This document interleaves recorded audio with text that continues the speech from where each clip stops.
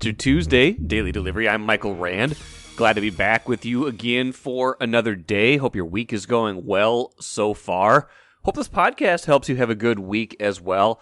Hey, I have a survey coming out pretty soon. Wanted to mention that to you if you would be so kind as to fill that out. It's a listener survey, fine-tuning a few things about the show, as I always do, as I do along the way, but taking a little bit more of a data approach, a little bit more of a kind of a less of a one-off and more of a here's kind of a big picture look at the podcast. So I'll let you know for sure when that's out. Should be in the next few days here. I'll do another reminder on the podcast. But if you could fill out this survey, it's just like it'll be like 8 or 9 questions on a Google form. Not a big deal, no big sweat. But if you could fill that out, it will help me understand a little bit more about what you like about this show, what you might like to see done differently on this show, and things like that. So appreciate that. I'll let you know again when that comes out. Today's show, good one.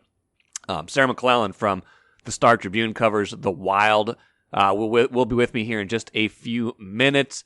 Busy trade deadline for Bill Guerin and the Wild. We counted up 7 trades that they made since February 17th. A couple of them just the little ones where they picked up late round picks for being kind of a facilitator of salary. But that's a lot of movement in and out for the Wild at the deadline, and I think it made them better overall, helped them strengthen themselves in areas that they were having a struggle, namely offensively. So Sarah and I will get into that. We'll get into the strong defensive play that's kind of carried them to this moment, and talk a little bit about the goaltending too, which has been excellent, and where that leads them in the future.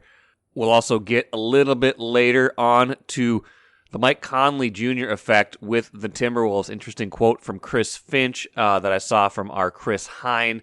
Want to get into that a little bit.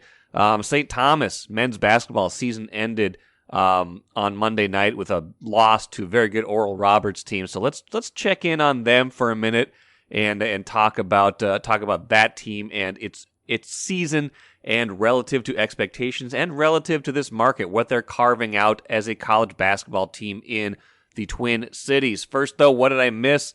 Let's talk about Eric Kendricks for a couple minutes here, because business is business, right? The NFL is a business. End of the day, it's entertainment. It's a business.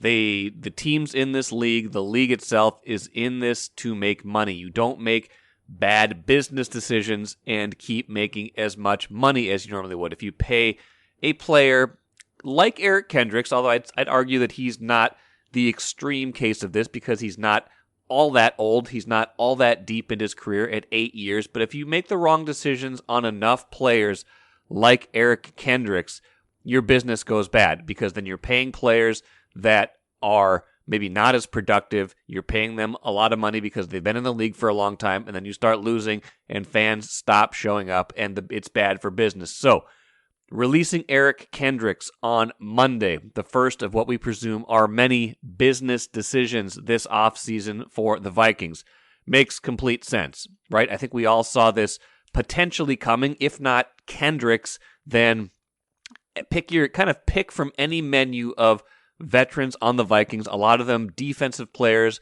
on a defense that struggled last season, and let's face it, in 2020 and 2021. As it got older, as it got a little bit slower collectively, pick any number of guys from that defense, and maybe you would find the requisite number of cuts needed to A, make this a younger, faster defense, and B, get under the salary cap, which the Vikings still need to do. They still have work to do to get under that salary cap by the start of the new league year next year. By the way, Ben Gessling will join me on tomorrow's show to talk more about that, and specifically the Vikings approach this offseason and whether they are trying to get under the cap without having to do, at least first, a Kirk Cousins extension. So I think that's a fascinating subject. We got into that a little bit on the Access Vikings podcast that dropped yesterday. You can check that out wherever you get your podcasts. But Ben and I will get into that specific question a little bit more later. But the bigger picture with Kendricks is this. When you take a step back from the business, when you look at everything about the league, when you look at the kind of player Eric Kendricks was and is, when you look at the kind of person Eric Kendricks is, the kind of leader he is, all the work he did a few years ago and continued to do with the team's social justice platform with the social justice initiatives that they brought forward. Man of the year, sports person of the year, that sort of thing, honored by the Star Tribune a few years ago, that sort of thing.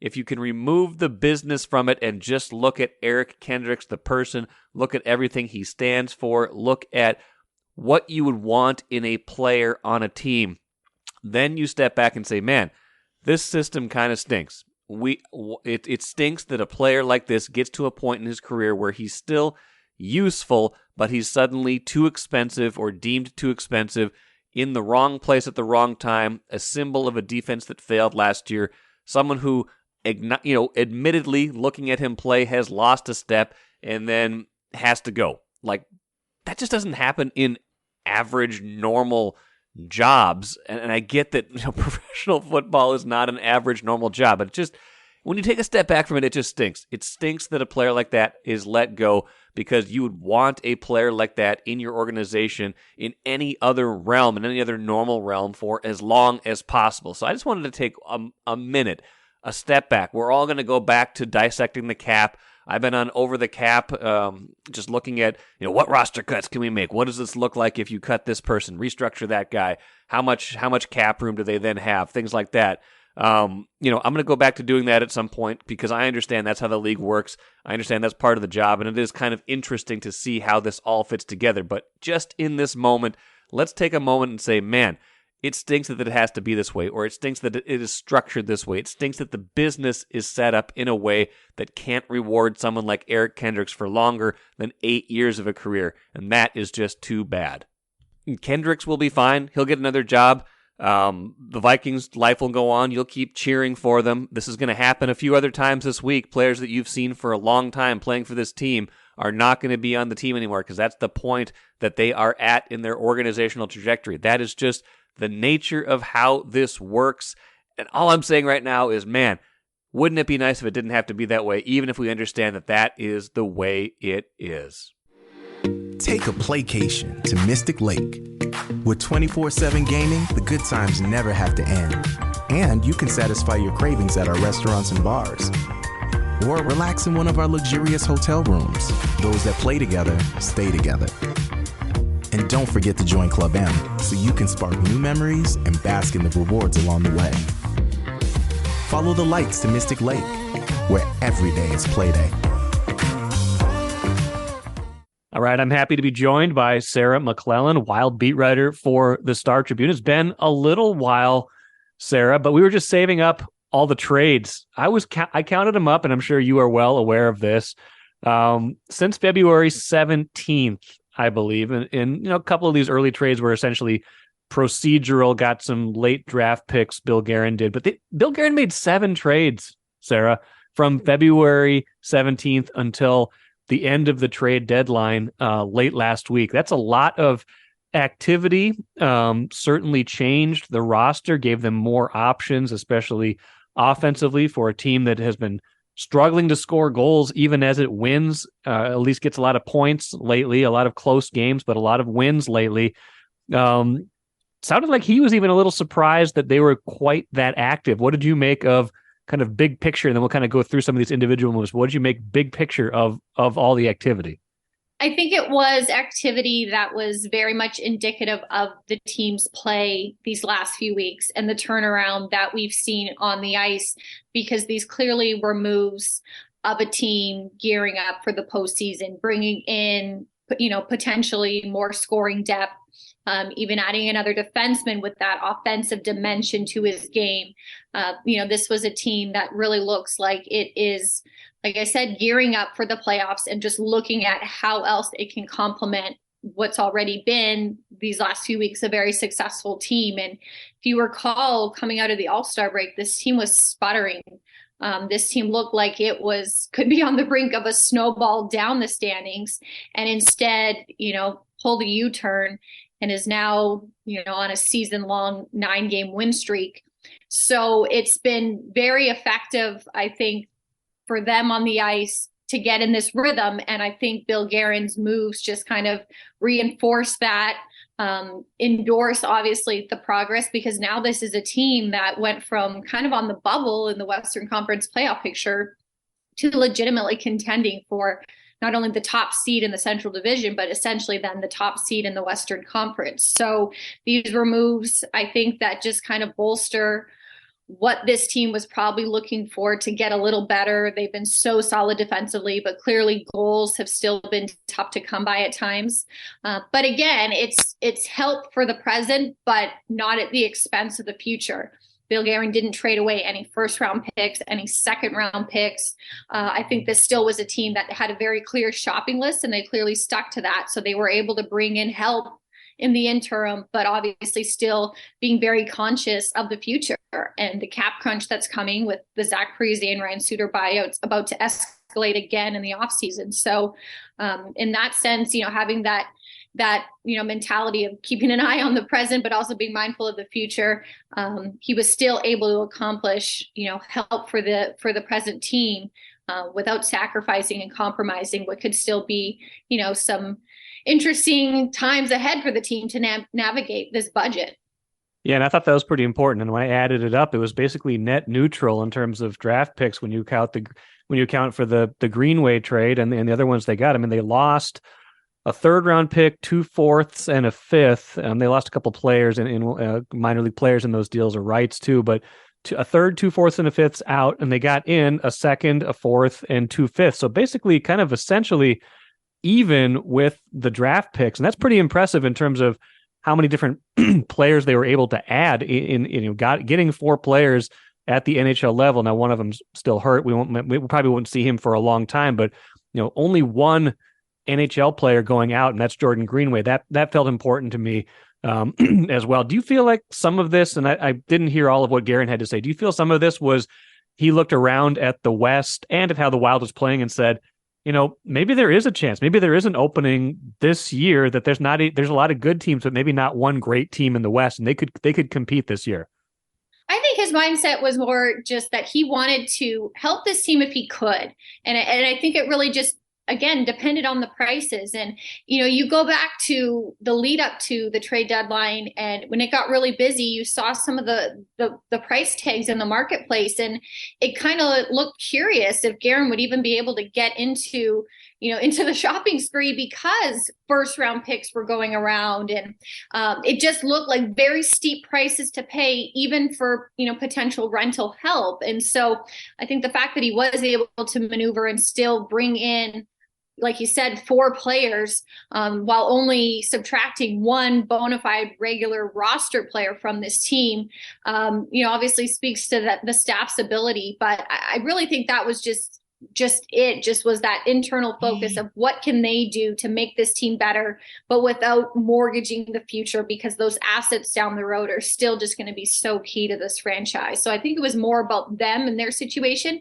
because other teams aren't in that spot. Other teams, sure, you see they're moving their first round picks. They're very much, maybe we're paying some of those steeper price tags to bring in help. And the Wild, they wanted that short-term help, that rental type deal, but without paying the cost that could, live on for years to come. And they stuck to that script. Now, one of the player they did deal, Jordan Greenway, has been here a long time. He's had some good years for them. He fills a role this year, even at his own admission, was not his best season. Still brings back a second round and a 5th round pick in that trade, and does give them a little bit of flexibility with their cap in the offseason, because I believe he would have counted about $3 million a year going forward. Sarah, what was it that just wasn't working this year? Was it the injury? Was it some combination of different kind of that grief line broken up at different points? What made it to the point where all of a sudden he was a guy that just wasn't a top 9 forward and they deemed him expendable? He looked like he was primed for a fresh start. And Bill Guerin made the point that, when you're out at the beginning of the season, you miss training camp, you're recovering from an injury, a player's just playing catch up. And that very much looked like Jordan Greenway's season with the Wild. He obviously had surgery in the offseason on his shoulder. So that pushed back and delayed his start to the season. Then he returns and then ultimately suffers another injury to the same shoulder. So he is just, kind of behind the 8 ball. It doesn't seem like he's able to get traction in the lineup. And as a result, you see that that longtime grief line broken up. It just didn't have the same sizzle and impact in the past.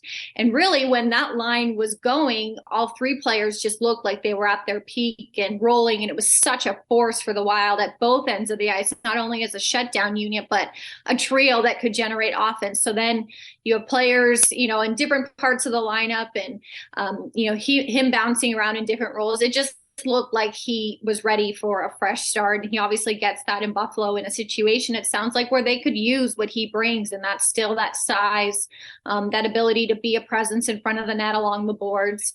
But having said that, with his exit, obviously the Wild brings in Oscar Sundqvist, and he's a player who, looking at his resume, can very much fit a similar role and be a forward-checking presence for this team. He's going to line up with Marcus Foligno and Frederic Gaudreau in his first game, which is expected to be obviously on Tuesday against Calgary at XL Energy Center. So, they lose a player who'd been a mainstay here, but they bring someone in Sundqvist, who I think can play that similar style and still give the Wild, that gritty element, someone, like I said, who can be a real force on the forecheck. You mentioned Sundqvist and Klingberg and Johansson made their debuts the other night in that 3-0 win. Or they both played in that 3-0 win the other night. And interesting, just what they bring to the lineup, and you'll see Sundqvist and Johansson expected to see them Tuesday against Calgary, and I would imagine, and same with Klingberg in that game, playing that kind of offensive defenseman role. When everybody is healthy now, who at this point are the odd people out, and how much more kind of lineup flexibility, how much better is their top nine, I guess, now than maybe it was, before the deadline? They have options, and they really have versatility, because a lot of these players that they brought in can play multiple positions. Marcus Johansson can play center and wings. Sundqvist has that history as well. Like I said, obviously Oscar Sundqvist is going to start at right wing, but they have options. And I think these are also players that can move up and down the lineup. And that's not even factoring Gustav Nyquist, who, as you said, he's on the mend from injury. We're not sure when he'll debut, but obviously they felt that bringing him in to have that possibility, it was worth it for the team to take that chance, for him to heal up in time to be a factor for this team before their season ends. But they have options as it looks right now. If Marcus Johansson is in, he went back to retrieve belongings. So if he's able to get back in time for puck drop Tuesday, it looks like Sam Steele would be the odd forward out up front. But then, like you said, if Gustav Nyquist becomes a factor at some point, somebody else then would have to sit. And so, I think it'll probably depend on role, but maybe also to matchup. We've seen, that fourth line with Mason Shaw, Connor Dewar, and Ryan Reeves. They've had a lot of time together now, but, could that be maybe where the musical chair is and somebody rotates in and out? Brandon Duhaime also is obviously out right now, but he's hurt on the mend. So again, that's another player who was playing really well before he got hurt. So they have options. And I think, again, having players who can move around from different positions can probably help them. And, as it gets later in the season too, I think as maybe you start to focus in on maybe what a potential first round matchup could be, maybe you see the lineup geared more towards combating the opposition. But again, this is a Wild team that really just kind of focuses, I think, on itself when it's doing its best and playing their style. And, I don't think that'll change even with these acquisitions. You obviously have the Kirill Kaprizov line with Ryan Hartman and Matt Zuccarello, and, that's clearly this team's best line. But, you look the other night and it was, Joel Eriksson Ek, Marcus Johansson, and Matt Boldy that supplied most of the offense. And then, maybe it looks like, okay, if Marcus Foligno and Oscar Sundqvist and Frederic Gaudreau are a trio, maybe that's more of a checking line. But again, that is a line too that has the potential to score. So I don't think you can just put, labels on these lines. And I think that's the depth and, the versatility that the Wild really thrives with. So again, these moves just kind of reinforce that and reinforce, I think, the identity that this team has when it's playing its best. Well, I'm glad you brought up the other night, because you're right. It was a 3-0 win, and 3 qualifies as a goal scoring bonanza these days for the Wild. I mean, 2 of those goals came fairly late. It was 1-0 for a long time in that game and into the third period, but they did get 2. Neither of them were empty net goals. Both of them were good good goals. So they got to that 3 mark. It felt important to do that in that game, and none of those goals came from the Kaprizov line. And it feels like as good as Kaprizov is and as great as he's been lately with the game where he had the natural hat trick and basically beat Columbus by himself, and the other game where he had 2 goals and basically carried the offense as well. To take a little bit of the pressure off of him, at least potentially, has got to be something that was on their minds, even if they're not dealing for a number 1 center right now. If that's still a move at some point in the future, giving him some scoring help, saying, "Really, you don't get to do it all yourself." That's got to be important. Yeah, I mean, to bring in 3 forwards and an offensive-minded defenseman, it's clear that this team, could use some secondary scoring and just to get more of that lift from other lines than Kaprizov's line.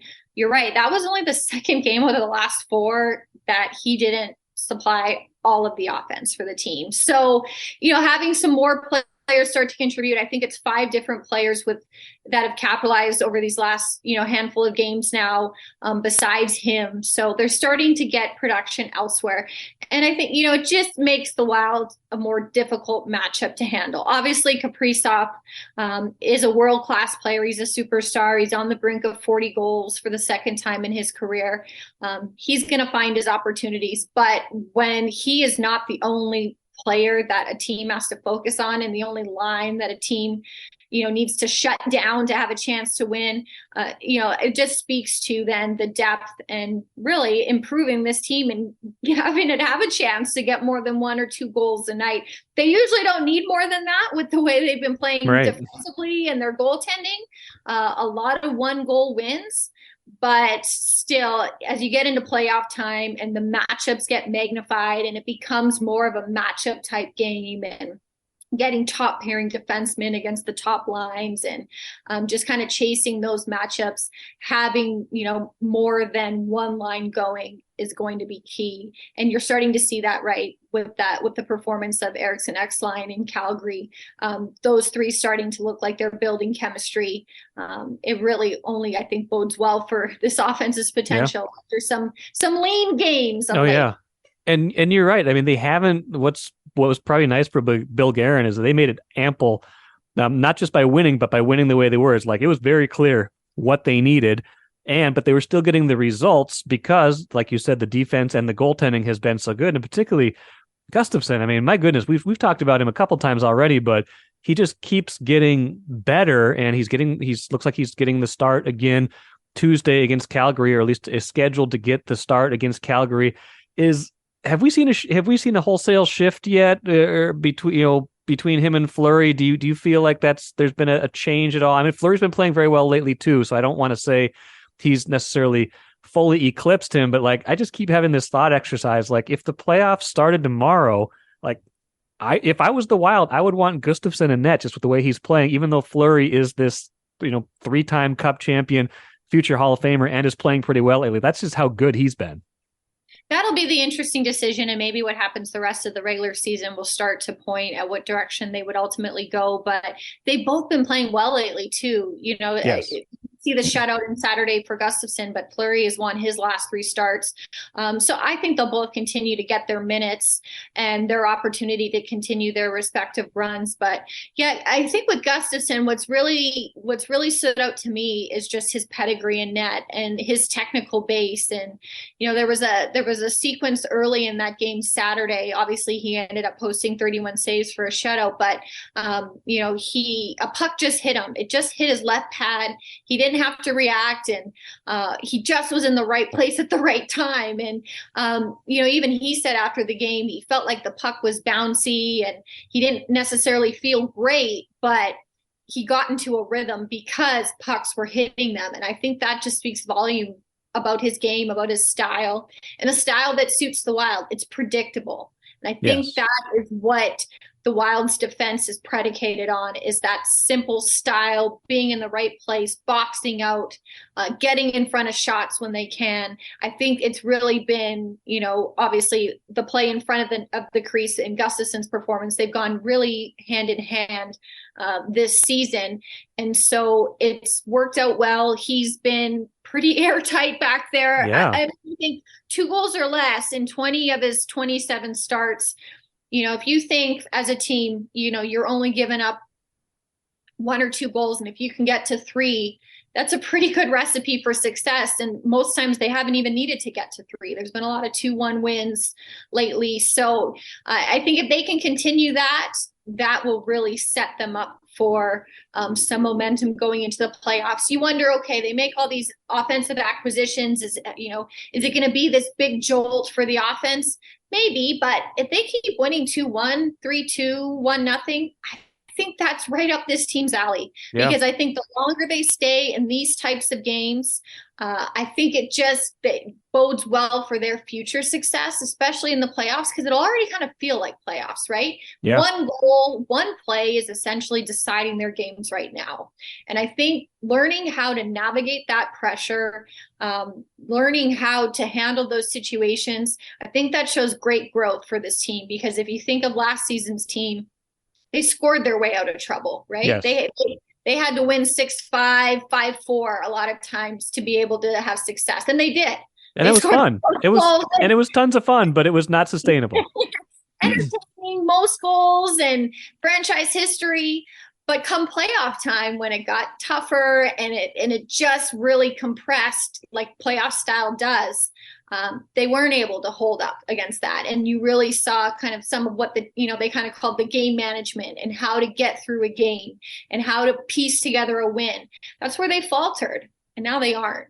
So I think it'll be really interesting to see if they can stick with this style. They figured out this is what works for them. So if they can stick with it, how much of a force could that make them come playoff time? Well, they've come a long way from a team that gave up 20 goals in their first 3 games this year, and kind of, learning on the fly to reshape their identity. And now certainly getting there. Just final question on Gustafsson, just because it seemed like when they made that trade with Cam Talbot, that Gustafsson was, a guy that was young and maybe had some upside, but they could not have had any idea that he could be this good this year, could they? I mean, if you got Bill Guerin and you injected him with truth serum, you could say, Bill, did you think Philip Gustafsson was going to be this good? I can't imagine he could have envisioned this year, even if he liked the idea of, had to get a goalie back in this trade. He's just been way better than they could have imagined, I have to imagine.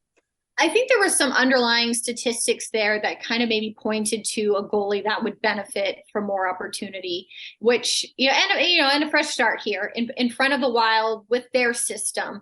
But to see him have the numbers that he have, where he frankly ranks as one of the best in the league, like period. Yeah, he does. Yeah, he does. And, he was just recently named the 3rd star of the week after his 2 victories last week.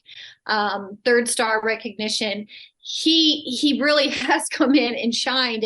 But I said, I think if you really take a look at his history, it makes sense why he's excelling with this opportunity. His pedigree, as I said, how he was trained in the game. This is essentially, set him up to perform at this level. And the training he received back in Sweden, very technical focused, very much building a base. And then as he moved to North America and worked on the game here, you see the nuances then and how he evolved to the smaller ice rink and the speed that's here. But really, when you think of Gustafsson, again, it's that calm presence, right place, right time, doesn't have to reach for a lot of saves, doesn't have to really rely on his athleticism to keep him in place. He's in the play. And so I think if you go back and really see his history and then combine it with the play he's getting in front of him from this Wild defense, it makes sense why he'd have success. And I think he's just proven that given the opportunity, again, he was, primed for this spotlight, and he's definitely seized it and played extremely well for the team and banked a lot of points for the Wild, for sure. And what's interesting is his style is so much different a lot of times than Fleury, who, does move around a lot. You don't have to see the 32 or the 29. You kind of know, if you've watched for 15 seconds, if there's action in that end, who's in net, just because how they're playing. And both styles obviously have been effective, especially over the course of Fleury's career. But with Gustafsson's emergence, and then you think about, down in the minors, Jesper Wallstedt, like they, you don't want to get ahead of yourself, but that could be a position of strength for many years to come. And like you said, at an important time when they might not have all the cap flexibility in the world to go out and sign all the scorers in the world. So it's got to feel good for them that this is coming together the way it has. Yeah, I think this is a position for the team to definitely, looks like feel confident in. Like you said, the pipeline is there too. Wallstead is here now in North America playing for Iowa in the American Hockey League. So it definitely looks like this could be, a position that continues to really guide this team like it has, especially really recently with this defensive turnaround and just how, turnaround as opposed from the beginning of the season. They've been playing pretty shut down hockey, I think, for a little while now, but Yes. Whether they've gotten the goal support or not, but it just kind of feels like the Wild's bread and butter, right? Like this kind of feels like this is a throwback to their identity and being built from their crease out. Yeah, it does indeed. And we'll see how far it takes them. But just an interesting past few weeks for them with all the moves they made, and the move they're making up the standings could be in for a fun April, May. We'll see. We'll see how far it goes. But Sarah McLellan will be there to cover all of it as always. And I'm sure she and I will talk before any of those months come around. Sarah, appreciate it. Enjoy the rest of the week, and we'll talk to you soon. Take care. Always good to get Sarah McLellan on the show. Does a great job writing about the Wild and talking about them on this podcast. Wild getting interesting. Just kind of, and I wrote about this on Monday, just kind of looking at the Western Conference for both the Wild and the Timberwolves, who I'll get to here in a minute. Looking at that, it's a little bit more wide open maybe than it is in a lot of years. And the Wild very much in play for a higher seed in the playoffs than maybe we thought, especially a few weeks ago, and they were really struggling. Did not imagine that they would be in the mix for something, even for a top seed, like a number one overall seed in the West. That is still in play for them. It's not likely. It is possible, though. It's certainly in play for them to get a home playoff series, a top 4 seed. That is certainly in play to finish top 2 in their division. They're right there with Colorado and not too far back of number 1 even. So that to me is interesting that they've added all of these top 9 caliber forwards, some offensive defense, with these acquisitions. Didn't give up a lot of draft capital. A pretty shrewd deadline for Bill Guerin, who, for my money, might just be the best general manager in this market. We'll see how these all play out, but I like the way he runs the show. I like how he has a plan and executes that plan. They did it again at the deadline. I don't know what it's going to mean for how this all plays out in the playoffs, but I am pretty impressed with where they sit right now and how this could shake out for the rest of the season. A couple more things. Let's finish with the cooler. Number 1, St. Thomas season ends against Oral Roberts on Monday, but overall a very good season for St. Thomas, finishing 19-14 overall, 9-9 in the Summit League. Pulled a little bit of an upset to get to the semifinals against Oral Roberts and lost this game 70-65. Came really close, got it to a 1-possession game late. Didn't shoot all that well in this game as a team. Just 33% overall, 29% from three-point range, but kind of showing that they are on track. They're not NCAA tournament eligible for a few more years now as they transition to Division I, but there's just their second year in Division I to go 19-14, and again, different competition than what the Gophers play. Obviously, they're this is a team that's going to be playing a lot of low to mid-major caliber opponents. Oral Roberts, a very good team, 29-4, but not the same caliber teams you're playing in the Big Ten night in and night out. So I'm not trying to compare apples to apples here. This is a little bit of apples to oranges, but the niche they could be carving out, especially as the Gophers struggle right now. Even if we acknowledge the competition is much different, even if we acknowledge that the Gophers would more than likely dominate a lot of Summit League play, this is interesting. This is interesting what could happen for St. Thomas, the niche they could carve out, especially if they continue to ascend, in a very good second year for them. So I wanted to acknowledge that. I'm curious. They're back on my radar. They're ascending on my radar, and I want to watch more in year 3. Let's finish, too, with the Mike Conley Jr. effect on Rudy Gobert. Interesting quote from Chris Finch, not surprising, but he said of Mike Conley Jr. helping Rudy Gobert, reading Chris Hines' Twitter, I think you see it. The chemistry is obvious. We could have played another 40 games and just began to develop that. He wants it to work, understands how to make it work, and can play well off of each other. I think Rudy has got a pep in his step. I think Rudy Gobert does have a pep in his step. You look at the last 6 games, these two have played together, which is a 4-2 mark. and includes 4 wins on the road against Western Conference playoff contenders: Dallas, the Clippers, the Lakers, the Kings. You remember Gobert missed the Golden State game, and it's got a couple of team clunkers in there against Charlotte and Washington, Eastern Conference opponents. But overall, in those games, Gobert has been very good. In the last 5, he's got at least 2 blocks every game. He was not doing that earlier this year. Rebounding, he's reached double figures in 5 of his last 6 games. Points-wise, he's hitting double figures. He's routinely becoming a double-double machine. He's hit double figures in points each of his last 6 games. Nothing fewer than 13. You got a 21, a 17, a 17, a 16, a 22 in there. Getting a lot of good looks. Helped out tremendously by Conley Jr., who knows how to get him the ball, knows where he likes the ball, things like that. So that's something to watch down the stretch. I don't think we can oversell this. I don't think we can overcook this because obviously they have chemistry from their time in Utah. How long Conley Jr. is here, he's got that 1 year left on his contract. That's a question for another day.